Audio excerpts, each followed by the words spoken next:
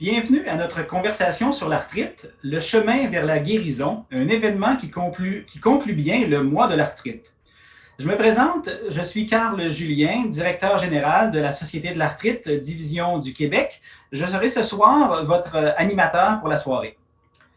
La Société de l'arthrite est un organisme de bienfaisance national canadien qui œuvre pour un monde où les gens sont libérés des effets dévastateurs de l'arthrite.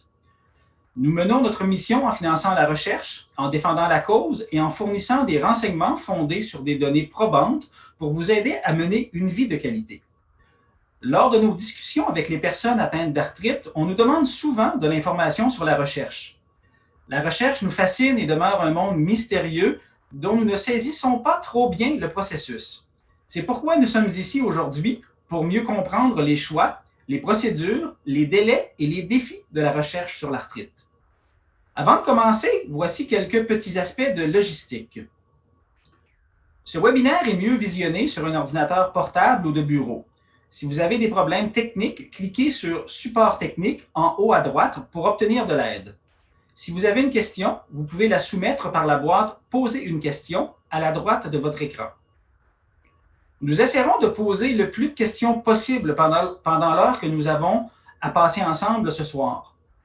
Vous pouvez cliquer sur la fenêtre « Bavarder » pour communiquer avec les autres participants et aussi avec François, le modérateur de la Société de l'arthrite.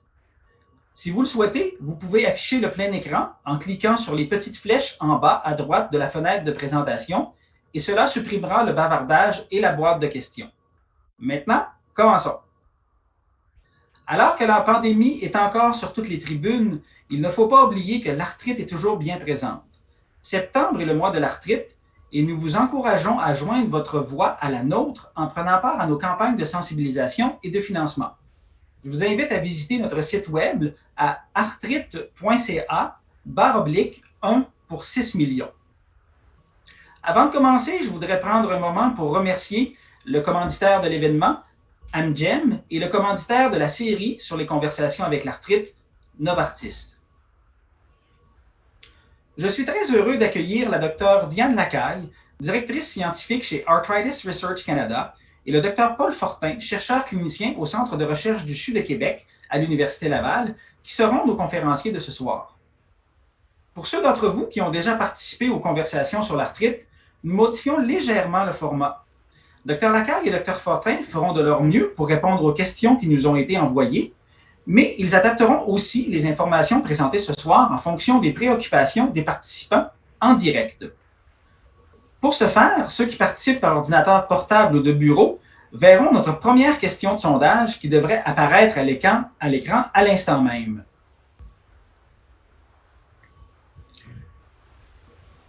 Quel type d'arthrite vous intéresse le plus? Est-ce que c'est l'arthrose? Est-ce que c'est l'arthrite inflammatoire? Ou est-ce que c'est les deux?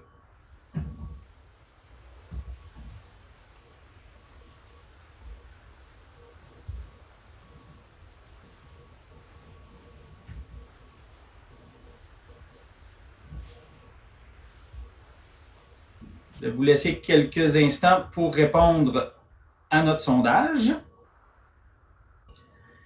Eh bien, on a un match nul ce soir. Normalement, au hockey, ça ne fonctionne pas comme ça, mais là, on a vraiment un match nul. Alors, Dr Fortin, Dr Lacaille, vous avez tout un défi.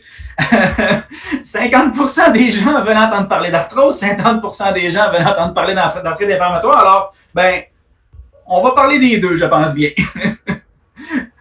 On a une série de questions, mais on va aussi prendre le temps à la fin, en espérant qu'il nous reste du temps, pour répondre à des questions supplémentaires que les gens auront posées tout au long de la soirée. Le webinaire de ce soir est aussi en cours d'enregistrement. Vous recevrez un courriel avec cet enregistrement dans les prochains jours.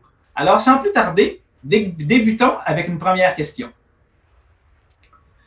Quels ont été les progrès les plus importants dans la recherche pour les patients atteints d'arthrite?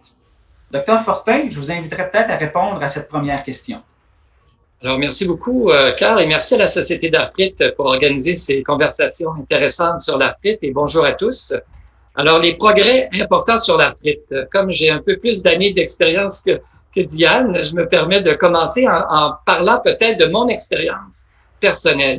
Et ce que j'ai vu surtout qui a été transformateur pour le bien-être et le traitement des patients avec de l'arthrite, ça a été l'avancement des traitements dans l'arthrite inflammatoire. Alors, si on se retourne en arrière d'il y a quelques décennies, peut-être 25-30 ans, lorsqu'on avait un nouveau diagnostic d'arthrite inflammatoire, on recommandait une hospitalisation d'environ 2 semaines. Les options de traitement étaient des infiltrations locales des articulations inflammées et on commençait habituellement de l'aspirine à des doses très élevées qui pouvaient avoir des effets secondaires importants. Et on attendait souvent plusieurs mois, plusieurs années avant d'introduire un médicament plus puissant qui aurait un effet sur le système immunitaire. Et le résultat de tout ça, c'est que malheureusement, souvent l'arthrite progressait, causait des dommages et causait après ça des handicaps qui faisaient que la personne n'arrivait pas à fonctionner aussi bien après quelques années. Heureusement, aujourd'hui, il y a eu un renversement complet de cette stratégie grâce à la recherche, parce que la recherche a permis de démontrer que l'arthrite était d'abord une maladie inflammatoire, une maladie, donc l'arthrite inflammatoire, une maladie où il fallait intervenir très, très rapidement. Alors aujourd'hui, c'est purement, à moins d'exception, un traitement en externe. On n'hospitalise plus au moment du diagnostic d'une nouvelle arthrite inflammatoire et on va souvent introduire tout de suite, en dedans de 6 à 8 semaines là, du début des symptômes, des médicaments qui vont influencer le cours de l'arthrite et qui vont contrôler l'inflammation. Alors, on a appris comment utiliser des médicaments comme le méthotrexate. On a appris aussi comment utiliser des médicaments complémentaires pour soulager les douleurs rapidement, prévenir la destruction des articulations et maintenir une fonction avec une belle qualité de vie. Donc, des changements majeurs grâce à plusieurs étapes de recherche et dans les 10 dernières années, la révolution, on en parlera plus tard, c'était les agents biologiques. En parallèle, parce qu'on a 50% de nos patients qui ont de l'arthrose, il y a aussi beaucoup d'améliorations sur comment intervenir avec des interventions dont Diane nous parlera plus tard, mais l'importance de la prévention, de l'exercice physique, du maintien de l'activité physique et aussi l'amélioration des techniques de suivi en réhabilitation et des chirurgies orthopédiques. Oui, je voudrais relever un peu certains points que Dr. Fortin vient de mentionner. En effet, le traitement surtout de la polyarthrite rhumatoïde et des maladies inflammatoires a vraiment été complètement changé dans les dernières décennies grâce à la recherche. Et puis, le type d'études qui a vraiment fait une grosse différence, c'était les études épidémiologiques à long terme, où quand on a suivi sur des longues périodes de temps, les patients qui étaient atteints de polyarthrite rhumatoïde, on a réalisé que si on ciblait seulement le contrôle de la douleur, si on n'éliminait pas complètement l'inflammation, qu'il y avait des séquelles à long terme, qu'il y avait qu'on endommageait les articulations, il y avait des pertes de travail chez les patients risquaient d'avoir une vie plus courte. Et c'est ça qui a complètement changé la façon dont on approche le traitement de la polyarthrite rhumatoïde. Alors, non seulement on a des nouveaux médicaments qui sont beaucoup plus efficaces, mais on a réalisé qu'il faut qu'on cible ce qu'on appelle une rémission. Il faut qu'on élimine complètement l'inflammation. Et quand on fait ça, ce qu'on a réalisé, par exemple, on a une étude récente qu'on a publiée, montre que on a non seulement des meilleurs résultats au point de vue d'empêcher les déformations des articulations, mais aussi les risques accrus de mortalité sont améliorés avec ces médicaments-là. Alors, c'est important parce que souvent, ces médicaments-là peuvent être un peu intimidants pour les patients. Il y a des risques d'effets secondaires, mais c'est important de réaliser que non seulement quand on utilise ces médicaments-là, non seulement on a des améliorations avec les articulations, mais aussi on élimine les effets de l'inflammation systémique, alors sur le corps au complet. Alors, les risques accrus de choses comme maladies cardiaques, les risques de mortalité précoce sont aussi améliorés avec ces médicaments-là. Alors, je pense que c'est très, très important, ça, dans les progrès qu'on a eus dans la recherche. Et puis, on parle aussi qui est pertinent autant pour les patients avec l'arthrose que pour ceux avec les maladies inflammatoires. Je pense que la recherche dans la dernière décennie a mis beaucoup d'emphase non seulement sur le côté biologique de la maladie, le chercher des traitements, mais aussi réaliser à quel point la maladie a un impact sur les différentes facettes de la vie d'une personne. Et puis, on a réalisé l'impact sur, par exemple, la santé mentale, que les patients avec l'arthrite ont des plus hauts risques de dépression puis d'anxiété. On a beaucoup de recherches qui ciblent l'autogestion de la maladie pour aider les patients à mieux vivre avec leur maladie, des ressources pour le sommeil, pour la dépression, pour gérer les autres aspects qui sont affectés par la maladie. Par exemple, nous, on a développé un programme qui s'appelle Making It Work, qui est un programme pour aider les travailleurs qui ont l'arthrite à pouvoir gérer leurs problèmes au travail et puis les aider à être capables de continuer à travailler plus longtemps. Alors, c'est juste un exemple. Je pense qu'on a vu dans la dernière décennie beaucoup de ressources qui sont maintenant disponibles en dehors des médicaments pour aider les patients à gérer leur arthrite d'une façon plus globale sur leur vie et à vivre mieux avec l'arthrite. Et puis beaucoup d'emphase aussi sur l'activité physique et comment aider les patients à demeurer actifs physiquement avec l'arthrite et la douleur. Et si je pouvais rajouter peut-être un point, c'est que le Canada a une originalité dans sa recherche, c'est qu'il a toujours travaillé de façon très large et multidisciplinaire pour la recherche. Je pense que Diane nous explique bien qu'on a compris rapidement en questionnant les patients qu'est-ce qui était important pour eux, puis que c'est pas juste le côté médical ou pharmaceutique qui prime, c'est tout l'ensemble du bien-être du patient. C'est pour ça qu'on travaille en collaboration avec des psychologues de la santé, avec des physiothérapeutes, avec des ergothérapeutes, etc. Donc ça, c'est une originalité. Il y a plusieurs pays qui font ça, mais je dois dire qu'au Canada, on a un avantage là-dessus. C'est vrai. On commence bien la soirée, en tout cas. La recherche sur l'arthrite a certainement parcouru un long chemin, ce dont la communauté de l'arthrite devrait être très fière. Les gens nous disent que cela ne semble quand même pas aller assez rapidement. Docteur Lacaille, pouvez-vous nous dire combien de temps il faut pour développer un nouveau traitement? Je comprends que le système de la recherche c'est très surprenant pour ceux qui ne sont pas impliqués dans la recherche à quel point ça prend du temps. Mais de la recherche de qualité, ça prend du temps et ça prend de l'argent. Si on regarde, par exemple, les nouveaux traitements, du début des recherches en laboratoire pour développer un nouveau médicament jusqu'aux études cliniques où on doit les tester sur des grandes populations pour être sûr que c'est sécuritaire et puis que ça a un bon effet. Ça prend 10 à 15 ans pour développer un médicament puis le mettre sur le marché. Et puis, pour chaque médicament qui se rend jusqu'au marché, il y en a plusieurs qui ne se rendent pas jusqu'au marché.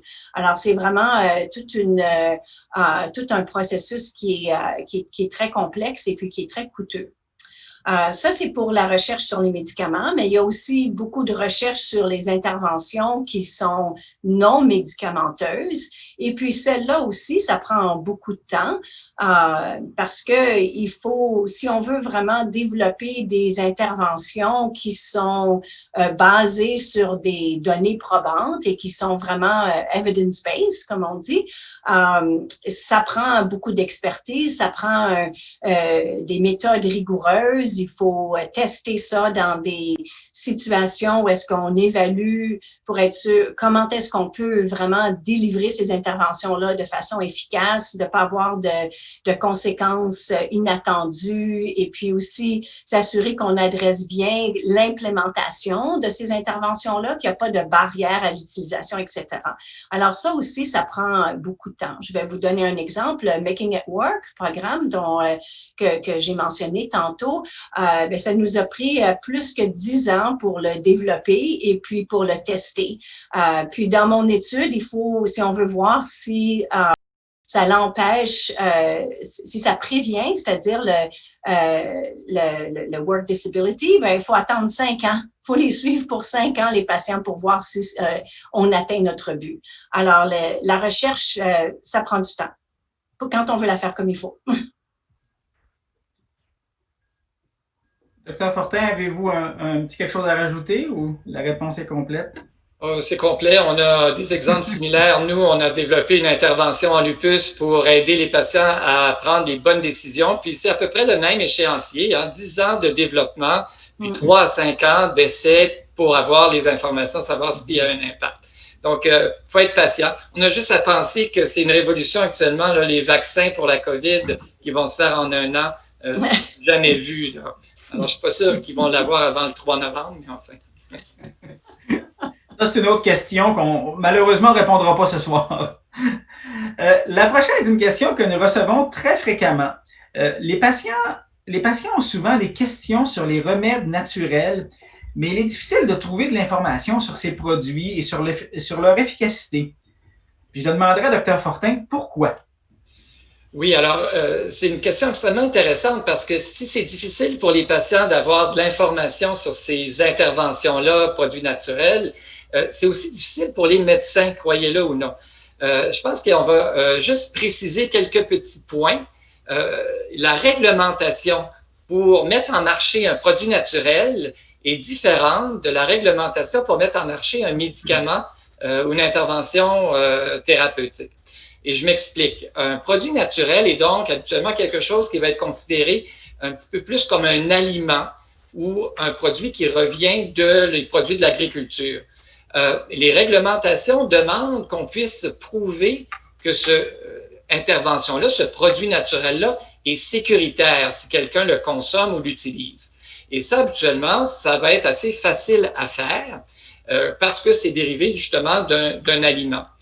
Par contre, ils n'ont pas besoin de prouver qu'il est efficace pour une intervention supposée, par exemple, bénéficiant l'arthrite, l'inflammation ou la douleur. Donc, il n'y a pas d'étude aussi complexe que ce qu'on mentionnait dans l'intervention et la question précédente, où lorsqu'on développe un nouveau médicament, il y a un processus extrêmement rigoureux qui va faire qu'on doit d'abord s'assurer que ce médicament-là n'est pas dangereux chez des personnes qui n'ont pas la maladie. Et après ça, on va évoluer tranquillement vers des essais randomisés chez des patients qui ont la maladie. Et tout ça, donc, prend des années et coûte très cher. Lorsqu'on a un produit naturel, on n'a pas besoin de valider que l'intervention est efficace et on n'a pas besoin non plus de le démontrer dans une population avec des maladies. Donc, nous, comme rhumatologues, lorsqu'on est appelé à conseiller nos patients, ce qu'on veut, c'est s'assurer qu'on a le plus d'évidence possible parce que la méthode scientifique est un petit peu ce qui est derrière la base de la prise de décision pour pouvoir bien conseiller. Lorsqu'on a beaucoup d'études à notre disposition, comme il y en a par exemple pour un médicament, on peut se référer à ces études-là puis dire, bon, ben on a démontré que si vous prenez ce médicament-là, il va y avoir tant de pourcentage de personnes qui vont avoir un bénéfice et les risques sont je dirais pas minimes, mais peut-être beaucoup moindres. Donc, le rapport bénéfice versus danger est avantageux, puis on peut recommander le médicament. Pour un produit naturel, on peut dire, oui, on sait que c'est sécuritaire, mais on ne sait pas son efficacité. Donc, on ne peut pas vraiment se prononcer. Et c'est pour ça qu'il y a beaucoup d'hésitation lorsque les patients vont essayer d'avoir cette information-là. Donc, j'espère que ça répond un petit peu à la question. Oui, ça répond très bien. Merci, Dr Fortin. L'arthrite a fait les manchettes ces derniers temps en ce qui concerne la pandémie et la façon dont les médicaments contre l'arthrite peuvent jouer un rôle dans le traitement de la COVID-19. Docteur Fortin, quelles recherches sont menées sur les effets de la COVID-19 sur les personnes atteintes d'arthrite? Puis je pense que vous, justement, vous faites présentement une grande recherche là-dessus.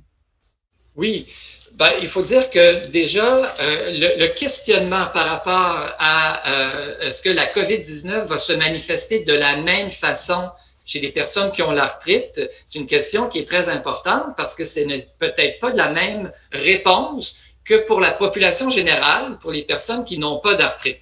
Donc, c'est une question qui intéresse la communauté internationale. Il y a des projets internationaux pour lesquels le Canada va participer pour essayer de comprendre ça.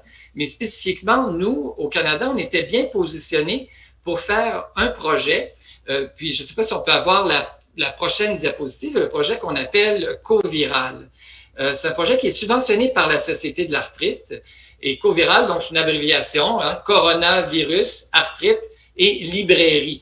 Alors, qu'est-ce que c'est ce projet-là? C'est un projet qui va essayer de poser la question de savoir si les personnes qui ont de l'arthrite, ici dans ce cas-ci en particulier le lupus ou la polyarthrite rhumatoïde, donc des formes d'arthrite inflammatoire, est-ce qu'ils vont répondre de la même façon lorsqu'ils sont infectés avec leur réaction immunologique au virus? Est-ce qu'ils vont développer une réponse immunitaire adéquate qui va faire que, premièrement, leur maladie ne sera pas trop sévère et qui ferait qu'ils auraient une immunité prolongée, donc ils pourraient se prémunir de réinfection dans le futur. Alors, comment on fait un projet comme ça? Ben, c'est qu'il faut regarder chez un grand nombre de patients et il faut pouvoir s'assurer que ces patients-là, on puisse avoir plusieurs points dans le temps où on peut mesurer le changement qui pourrait survenir dans une prise de sang et avoir des données cliniques qui y sont associées. Donc, l'objectif principal est donc de créer cette espèce de bibliothèque ou de librairie où on va recueillir ce qu'on appelle, nous, des biospécimens informant. C'est un grand mot, mais qui veut dire finalement que c'est une prise de sang, mais qui est associée à une longue liste de données cliniques sur chaque patient, puis qu'on va pouvoir rassembler ensemble en groupe et comparer dans le temps. On va regarder donc des patients chez qui on a déjà une prise de sang qui avait été collectée avant le début de la pandémie, donc avant janvier 2020. Et c'est là que le Canada a un avantage, c'est qu'on a plusieurs collaborations de recherche où il y a des chercheurs qui suivent des patients avec des diagnostics de lupus ou d'arthrite rhumatoïde, qui les voient une fois par année pour un projet de recherche, qui font une prise de sang et qui caractérisent quels médicaments ils prennent, leur âge, évidemment, quel genre de manifestations ils ont eu pour leur arthrite. Et on a déjà rassemblé plus de 2000 patients avec le lupus et environ 1000 patients avec l'arthrite rhumatoïde, chez qui on sait qu'on va continuer à les suivre dans le temps, dans ces grandes cohortes canadiennes-là.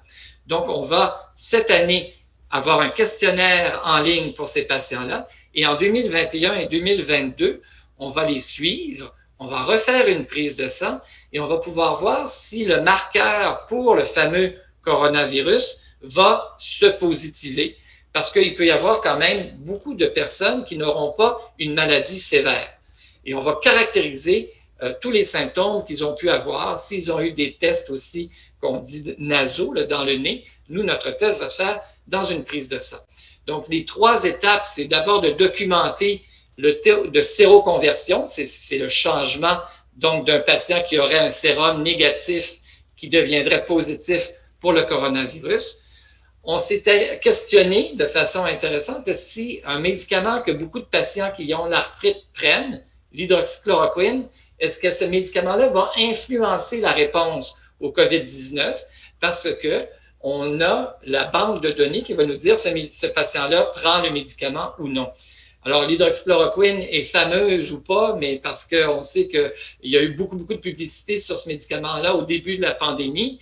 Il y a eu beaucoup de communication dans la presse, surtout à cause du président Trump là, qui a décidé de la prendre de façon préventive, alors qu'on ne savait aucunement si ça avait des avantages et peut-être même qu'il y a des effets secondaires pour des gens qui n'ont pas l'arthrite qui prendraient ça. Mais on va pouvoir répondre à cette question-là. Et finalement, on va faire un sondage des aspects, comment l'impact de la pandémie, qu'est-ce qu'il va avoir sur les patients qui ont une arthrite. Moi, j'ai déjà plusieurs patients qui m'ont dit, mon Dieu, je revis mon diagnostic. Je suis aussi stressé qu'au moment où j'ai eu mon diagnostic parce que je me sais possiblement affaibli avec mon système immunitaire. Donc, il y a des impacts extrêmement importants, même si la personne n'a pas développé ou n'aura pas la COVID-19, l'impact de la pandémie, on va étudier ça aussi. Donc, je veux remercier les patients, évidemment, puis les collaborateurs sur ce projet-là. Merci, Dr. Fortin. Et Dr. Lacaille, je vous cède la parole en complément. Je pense que les derniers, je vais relever les derniers commentaires de Dr. Fortin. Je pense qu'une autre question qui est très pertinente pour nos patients et aussi pour les médecins qui traitent les patients avec les maladies auto-immunitaires, c'est savoir l'impact d'avoir une maladie auto-immune et des médicaments qu'on utilise qui souvent vont supprimer le système immunitaire. Quel est l'impact de la maladie et des médicaments sur soit le risque d'attraper le COVID ou sur la sévérité du COVID si jamais les gens l'ont. Alors, est-ce que les personnes avec la polyarthrite rhumatoïde ou le lupus, les personnes avec certains médicaments, est-ce qu'ils vont avoir des séquelles plus importantes? Alors, je pense que ça, c'est une autre question de recherche qui est très importante et très pertinente.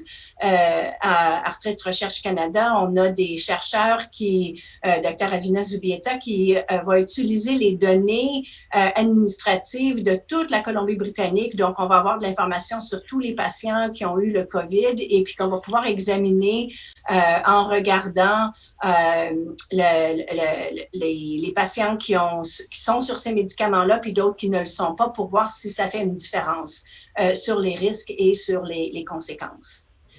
Mais c'est évidemment une question aussi que la communauté de rhumatologie en général s'intéresse. Et il y a je veux juste parler aussi du Global COVID-19 Rheumatology Alliance, qui est une collaboration internationale, justement pour aussi se pencher sur ces questions-là, puis essayer de répondre. Alors, ce sont des études observationnelles où on suit les patients pour voir qu'est-ce qui se passe. Puis jusqu'à date, les données sont quand même rassurantes, qu'il semble que nos patients ne semblent pas avoir des risques accrus, ni de l'attraper, ni d'avoir des séquelles plus importantes.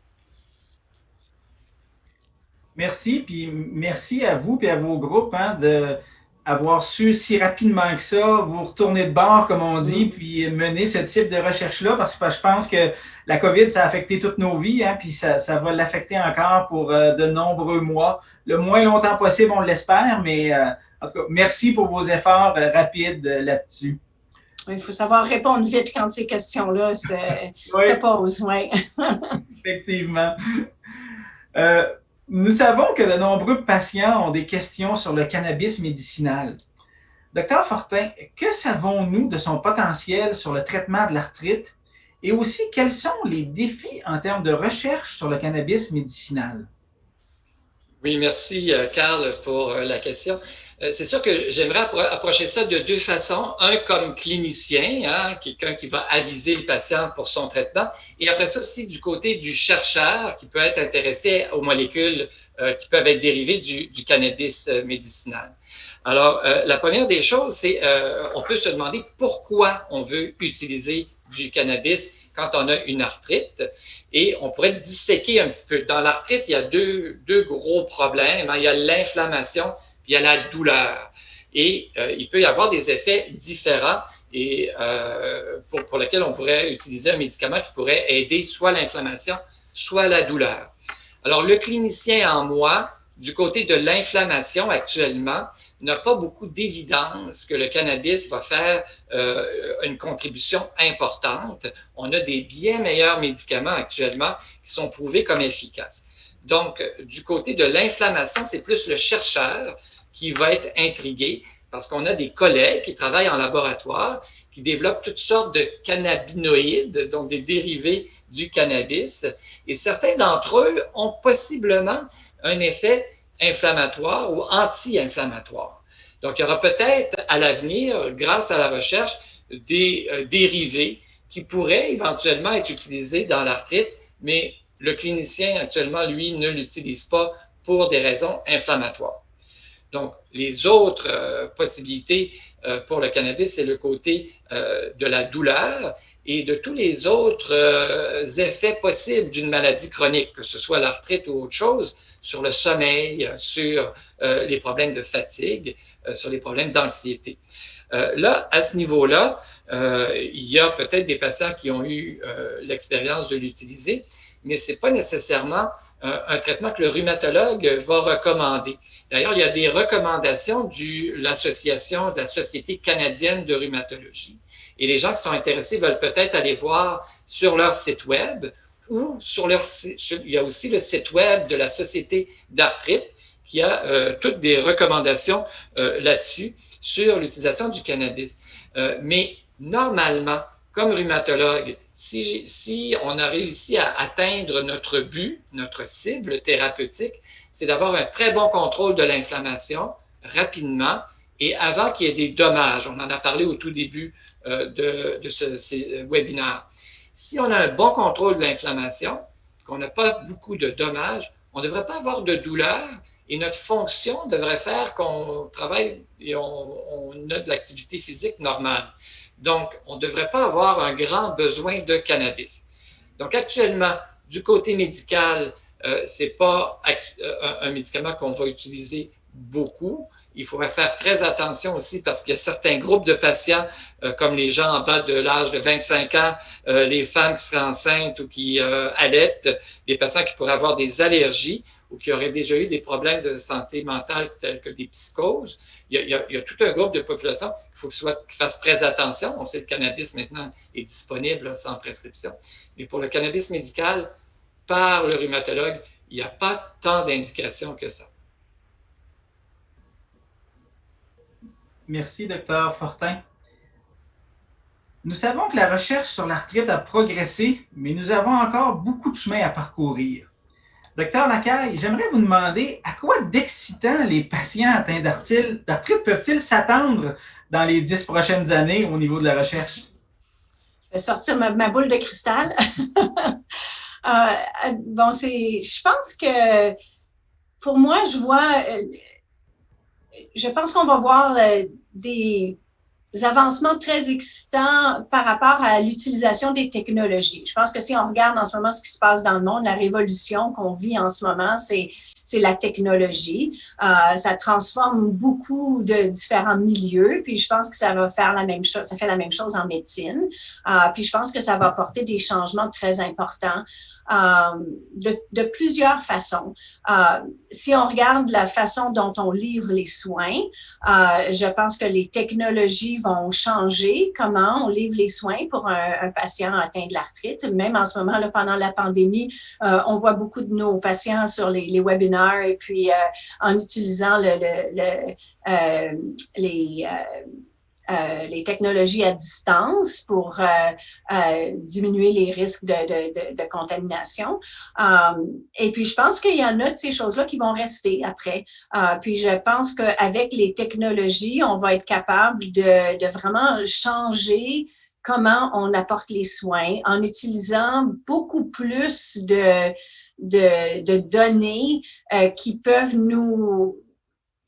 être collectées de façon différente, que ce soit des questionnaires que les patients répondent ou que ce soit des apps puis qui rentrent de l'information dans leur app puis nous envoient ça, que ce soit d'utiliser de l'intelligence artificielle et puis utiliser des données de différentes sources pour pouvoir intégrer ça puis changer la façon, notre approche envers le traitement. Je pense que l'utilisation des technologies, ça va vraiment changer comment, non seulement notre approche au traitement, mais comment on livre les soins. Je pense que ça, c'est un des progrès qu'on peut s'attendre dans les prochaines 10 années. Évidemment, si j'utilise la même boule de cristal que Diane, je vois la même chose, mais je vois aussi beaucoup d'améliorations dans les nouveaux traitements. On est carrément passé dans une ère nouvelle avec l'apparition des agents biologiques il y a déjà maintenant 10 à 15 ans. Et ce que ça fait, les agents biologiques, par rapport au traitement traditionnel qu'on avait des arthrites inflammatoires, c'était on peut maintenant beaucoup mieux cibler le problème inflammatoire. Donc, on a une efficacité plus grande avec moins de risques d'effets secondaires. Et je pense qu'on s'en va de plus en plus vers un raffinement de notre compréhension de la chaîne d'événements qui survient dans le système immunitaire et de savoir exactement où intervenir. Donc, les médicaments qu'on avait dans le passé, qui étaient plutôt sur une base de chimie, avaient un effet sur toute la chaîne. Donc, il y avait beaucoup plus de possibilités d'effets secondaires, alors que maintenant, si on va disséquer la chaîne et on va intervenir à un seul endroit, on a beaucoup plus d'efficacité. On peut aussi maintenant avoir de plus en plus la possibilité d'avoir des médicaments qui agissent rapidement, soit parce qu'ils sont délivrés aussi de façon parentérale, donc par injection, mais on est en train maintenant de développer même des agents très précis sur cette chaîne-là qui peuvent être donnés par voie orale, donc ça va aider. Et on est toujours en train de comprendre mieux le phénomène inflammatoire. Par exemple, Diane mentionnait qu'il y avait autrefois un risque plus élevé, par exemple, de maladies cardiovasculaires. On savait que c'était probablement dû à l'inflammation en général. Alors, on essaie aussi maintenant de mieux comprendre quels sont les autres problèmes qu'une arthrite inflammatoire pouvait causer. Et ça, la même chose est vraie dans l'arthrose. Hein. Il ne faut pas oublier nos participants qui ont de l'arthrose. L'arthrose est souvent associée à des comorbidités, à d'autres problèmes de santé, et on s'aperçoit qu'il faut gérer la personne en son ensemble. Je pense que Diane veut nous parler un petit peu de médecine personnalisée, puis je vais la laisser continuer là-dessus. Oui, je pense que si on continue sur le concept, on a de plus en plus de médicaments qui sont très ciblés et puis qui ciblent des parties très précises dans le processus de la maladie auto-immune. Puis en ce moment, on a différentes classes de médicaments, mais notre approche en ce moment, c'est qu'on les utilise à tour de rôle, puis on essaie de décider avec le patient lequel qui est mieux pour leur préférence, mais on n'est pas tellement guidé pour savoir quel médicament a plus de chances de répondre dans quel patient. Alors moi, je pense que ce qui va vraiment changer dans les prochaines 10 années, j'espère du moins, c'est ce concept de médecine personnalisée. Alors, la polyarthrite rhumatoïde d'un patient peut être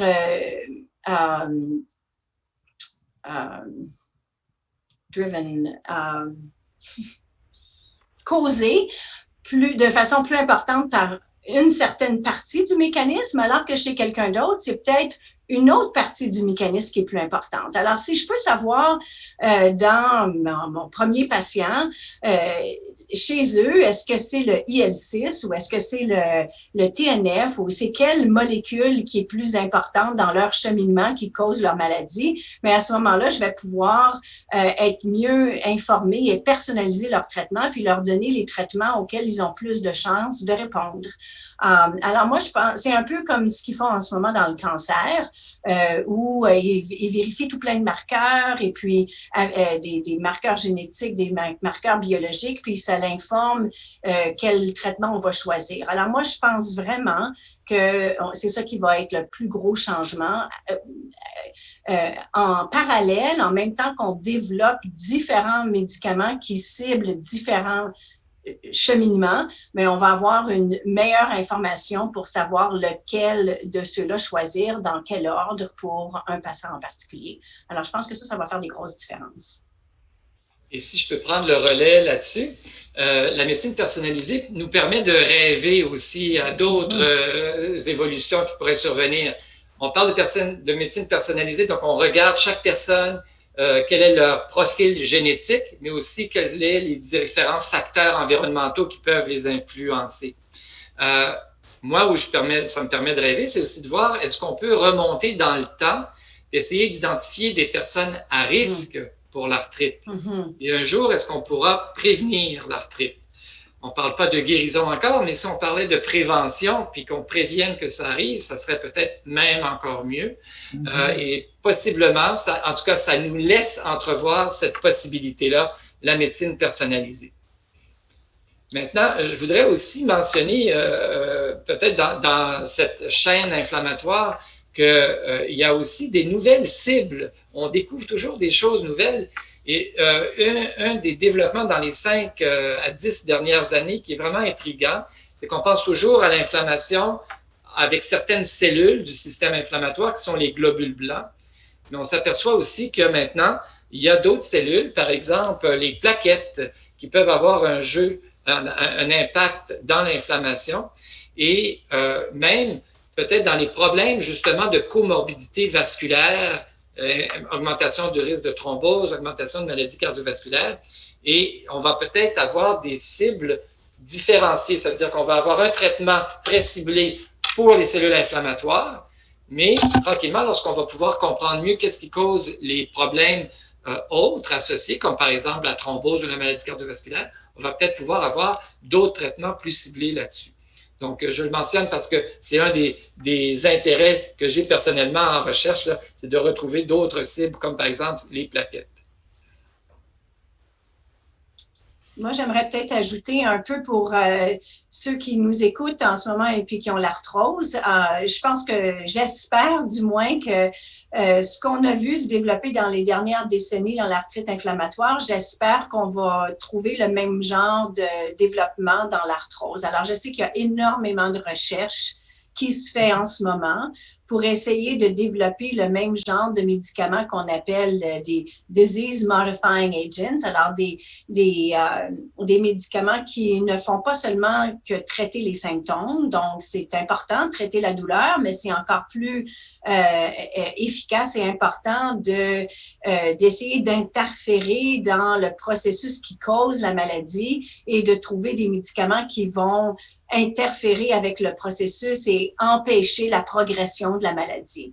Alors, on commence à avoir une meilleure compréhension de ce qui cause au point de vue cellulaire, la même identification très précise des biomarqueurs puis des molécules inflammatoires qui sont impliquées dans l'arthrite rhumatoïde. On commence à avoir cette compréhension-là aussi dans l'arthrose et il y a eu déjà plusieurs études qui ont essayé de cibler certaines molécules dans l'arthrose pour voir si ça faisait une différence, mais on n'a pas encore trouvé les molécules clés et puis les médicaments magiques, mais je pense que ça va s'en venir parce qu'il y a énormément d'efforts qui sont déployés pour développer le même genre de médicaments pour ceux qui souffrent d'arthrose. Et puis, j'espère définitivement, moi aussi, je me permets de rêver, Dr. Fortin, et j'espère vraiment qu'on va trouver ce genre de médicaments-là aussi pour l'arthrose dans la prochaine décennie. Bien, merci beaucoup de nous faire rêver. Merci beaucoup de nous parler de ces espoirs-là. Je pense que c'était une question qui était très excitante et vous avez donné des réponses très excitantes et remplies d'espoir. On a une belle communauté de personnes atteintes d'arthrite qui participent beaucoup à nos activités, à la Société de l'arthrite, puis beaucoup de gens aimeraient s'impliquer dans la recherche. Docteur Lacaille, qu'est-ce qu'on peut faire si on veut s'impliquer dans la recherche aujourd'hui? Alors, il y a différentes façons que les patients peuvent s'impliquer dans la recherche. Alors, évidemment, beaucoup de nos recherches cliniques, on a continuellement besoin de sujets pour nos études. Alors, on a besoin de patients qui doivent s'impliquer comme participants dans la recherche. Alors, il y a plusieurs études qui se font à travers le Canada où on a besoin de personnes atteintes d'arthrite qui vont vouloir participer aux études. Vous pouvez le trouver sur les différents sites web des organismes. Arthrite Recherche Canada sur notre site web que vous voyez sur la diapo juste là. Il y a un endroit sur notre site web où vous pouvez trouver les études qui qui en ce moment recrute pour des patients. Il y a la même chose sur le site web de la Société de l'arthrite, je crois. Et puis, souvent, à travers de plus en plus, on sollicite la participation des patients avec les médias sociaux. Alors, si vous êtes impliqué dans les médias sociaux, vous allez pouvoir apprendre des recherches qui recherchent des participants. Alors ça, c'est comme participant. Mais il y a aussi un mouvement très important dans lequel vraiment la communauté de l'arthrite est vraiment à la fine pointe, où les personnes atteintes d'arthrite peuvent participer à la recherche comme faire partie de l'équipe de recherche. Alors, où les patients peuvent apporter leur vécu, leur expérience comme personne qui vit avec l'arthrite à l'équipe de recherche pour aider à informer le design de l'étude, comment toutes sortes d'aspects dans la méthodologie de la recherche, et puis aussi pour aider à transmettre les résultats après de façon qui est vraiment utile pour les personnes qui vivent avec l'arthrite. Et aussi pour aider à informer la direction des études. Alors, sur la diapo qui est là, vous pouvez voir à la Société de l'arthrite comment vous pouvez vous impliquer. Avec Arthrite Recherche Canada, on a en français, on a les patients intéressés par la recherche en arthrite, qui est un groupe de patients qui sont impliqués dans l'organisation pour aider ce que j'avais expliqué tantôt, là, de faire partie des équipes. En anglais, on a aussi le Arthritis Patient Advisory Board.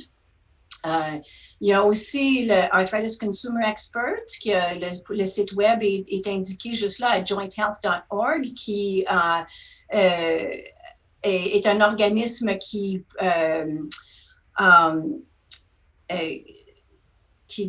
donne beaucoup d'éducation puis d'informations pour les patients et puis qui régulièrement va faire des sondages pour comprendre ce que la communauté veut. Alors, ça vous permet de faire partie de la communauté de patients puis de participer à la recherche. Et puis, le IMHA, qui est un institut du CIHR ou des IRSC, les Instituts de la recherche en santé du Canada, a aussi un groupe de patients qui s'appelle les ambassadeurs de la recherche axée sur le patient. Alors, ce sont tous des mécanismes dans lesquels les personnes qui vivent avec l'arthrite sont impliquées dans la recherche et peuvent contribuer au processus de recherche, en plus de participer comme patient, comme sujet dans la recherche. Merci beaucoup, Dr. Lataille. Je ne sais pas, Dr. Fortin, si vous aviez un petit quelque chose à rajouter. Je voulais peut-être juste rajouter que souvent, parce que là, on parle évidemment à un groupe francophone, c'est parfois plus difficile de trouver des liens. Sur Arthrite Recherche Canada, il y a un lien en français. Et le groupe PIRA, parce que je suis assez impliqué aussi avec ce groupe-là, et les réunions, même avant la COVID-19, étaient souvent virtuelles parce que les patients, géographiquement, ne sont pas au même endroit. Donc, je vous encourage à aller voir, puis si ça vous intéresse, à soumettre votre candidature pour ça. Et l'autre façon, pour complémenter aussi, par exemple, ce que Dr. Lacaille disait, c'est que parfois, dans votre milieu, vous pouvez être sollicité non seulement pour être participant à un projet de recherche, mais pour conseiller le chercheur par rapport à ses décisions qu'il doit prendre, savoir si c'est bien adapté dans la réalité de quelqu'un qui vit avec l'arthrite. Parce que nous, on connaît beaucoup de choses livresques sur l'arthrite, mais je ne vis pas encore avec l'arthrite, donc je n'ai pas nécessairement la même expérience. Et un bon exemple, c'est que nous, on avait un projet, on en a parlé au tout début, là, de sensibilisation des patients sur le lupus. Et ce projet-là, nous, on avait trouvé ça très intéressant. Les chercheurs, on appelait ça un navigateur interactif lupus. Puis dès qu'on est allé auprès d'un comité de patients qu'on avait invité à nous conseiller, ils nous ont dit un navigateur interactif. Je ne veux pas me faire dire quoi faire. Moi, je veux un guide. Et c'est devenu mon guide lupus.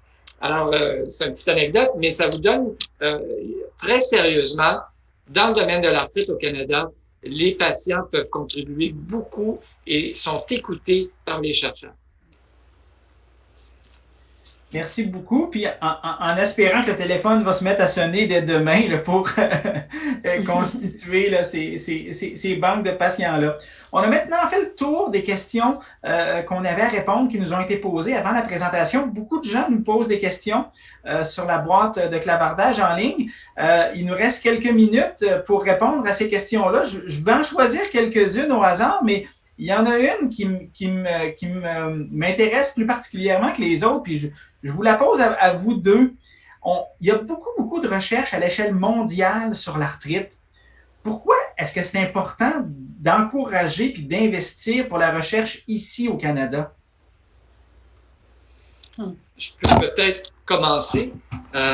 Premièrement, on a une population différente, on a un système de santé différent, on a un environnement nordique différent. Et ce qui va se retrouver comme une découverte qui peut être applicable en France ou, je ne sais pas, au Japon, mais peut-être pas nécessairement aussi applicable au Canada. L'autre chose, c'est qu'il faut réaliser que l'arthrite, c'est beaucoup plus que un petit peu de douleur ici ou un petit peu de douleur là. Il y a une différence entre la perception. La population générale, quand on parle d'arthrite, souvent minimise un peu l'impact de cette maladie-là. Mais une fois qu'on a développé de l'arthrose du genou, de la hanche, des mains ou de l'arthrite inflammatoire, on sait à quel point ça peut être un problème sur notre qualité de vie. Mais plus que ça, la recherche a permis de démontrer que ça a un impact sur tous les aspects de la vie, autant au point de vue santé, on parlait de santé mentale, on peut parler aussi de santé physique, cardiovasculaire et autres, et sur les impacts aussi sur la famille. Donc, il faut comprendre ça dans un contexte canadien et c'est important de faire de la recherche locale. L'autre chose, c'est que je tiens à mentionner que la Société d'arthrite a été avant-gardiste dans les années 1948-50, au tout début de la Société d'arthrite. On a commencé à développer des centres académiques de recherche pour l'arthrite à travers toutes les universités du Canada. Et ça a donné un essor incroyable pour la recherche sur l'arthrite au Canada. Et ces centres continuent à faire beaucoup de recherches et donc on n'est pas seulement des gens qui utilisons l'information qui est créée dans d'autres pays, mais on crée de l'information et il y a des découvertes importantes qui se font au Canada qui vont être utiles pour les patients qui ont l'arthrite dans l'avenir.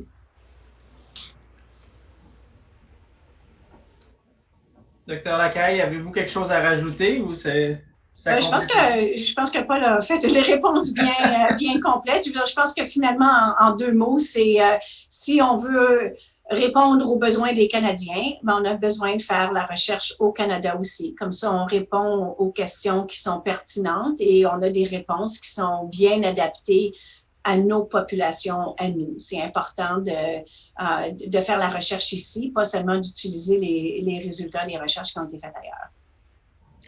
Et je pense que peut-être je pourrais relever un aspect de ça qui est très important, ce sont les populations indigènes au Canada. Alors, on sait que l'arthrite est beaucoup plus fréquente et beaucoup plus sévère dans les populations indigènes au Canada. Et il y a beaucoup de recherches qui se fait actuellement au Canada pour essayer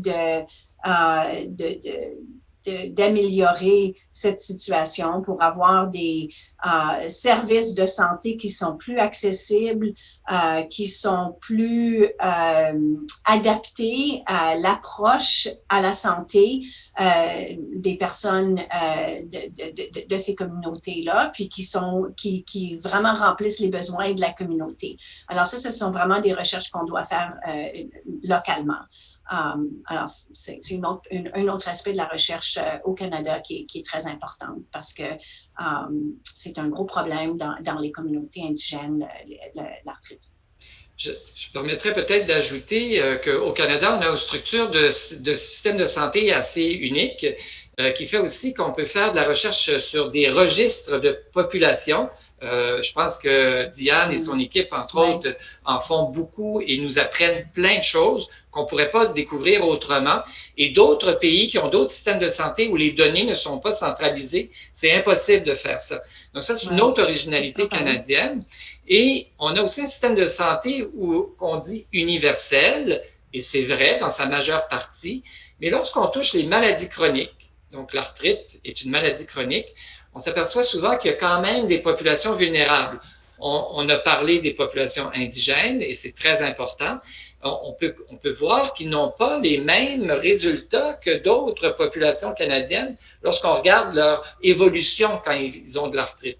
Mais il y a aussi des populations à revenus plus faibles ou qui ont un accès différent aux services de santé. Et même si on a un système universel, il n'est pas égal pour tout le monde.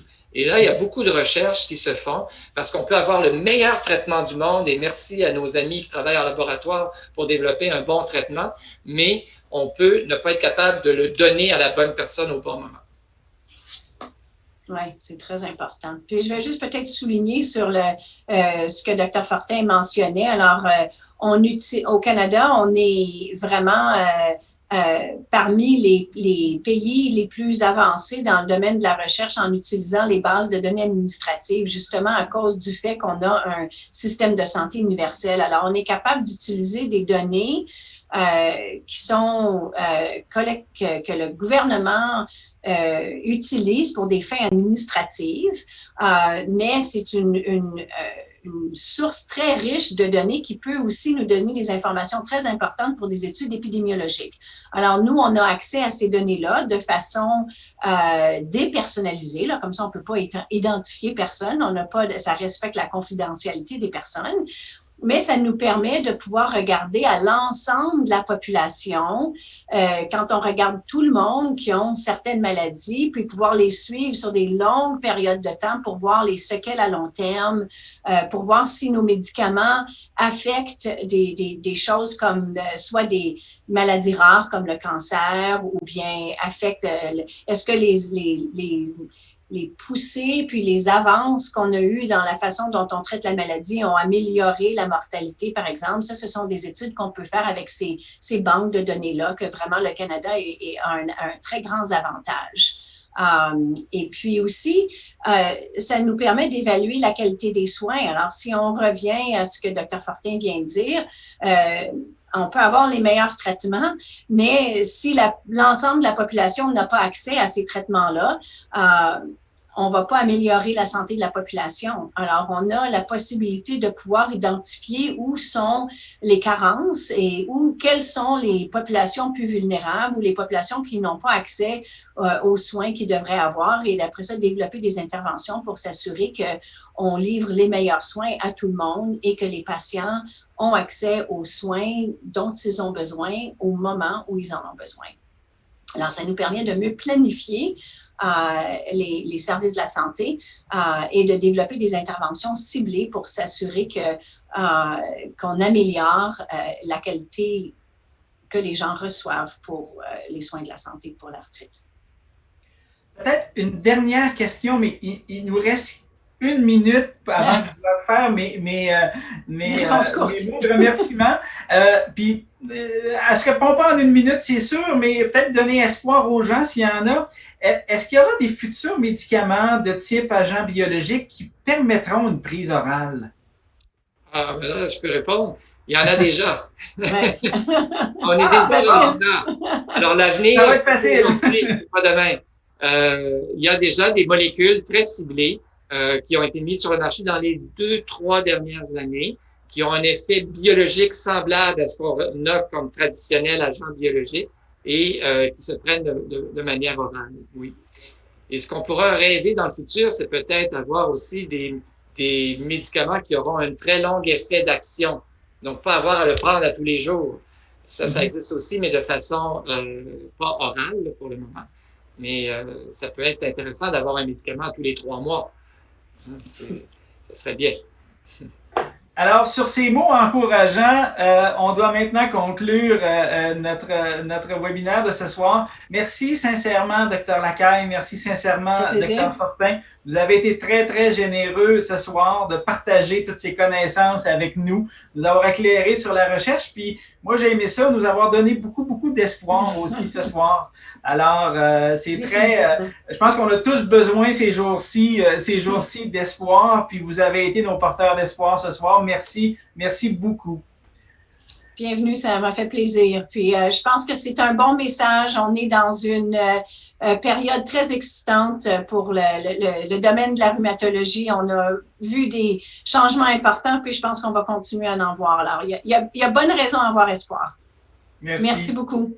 Merci.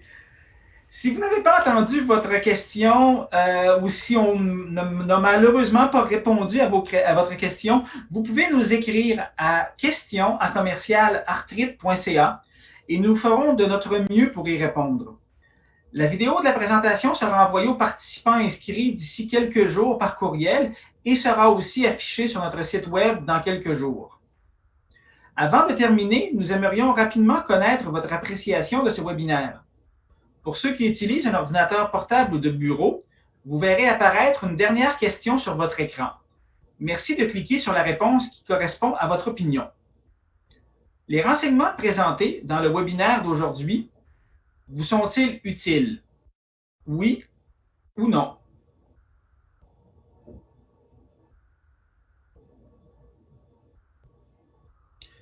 Nous vous enverrons un sondage d'évaluation au même moment que la vidéo. Donc, vous aurez aussi l'occasion de nous faire part de vos commentaires à ce moment-là. Nous remercions à nouveau Novartis et Amgem de leur aide financière pour cet événement. C'est très important. Sans des partenaires financiers, on ne serait pas en mesure de vous offrir tout ce beau contenu.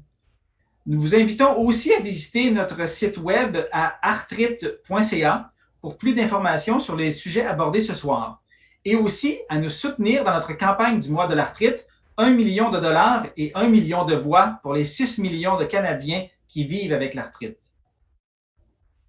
Si vous souhaitez en savoir plus sur les investissements de la Société de l'arthrite dans la recherche, visitez aussi arthrite.ca/recherche. Nous espérons continuer à soutenir les progrès de la recherche sur l'arthrite pour plusieurs années à venir et nous vous invitons à nous aider à le faire. Ceci conclut donc notre conversation sur l'arthrite de ce soir, le chemin vers la guérison. Nous vous remercions de votre participation. Prenez soin de vous et bonne fin de soirée.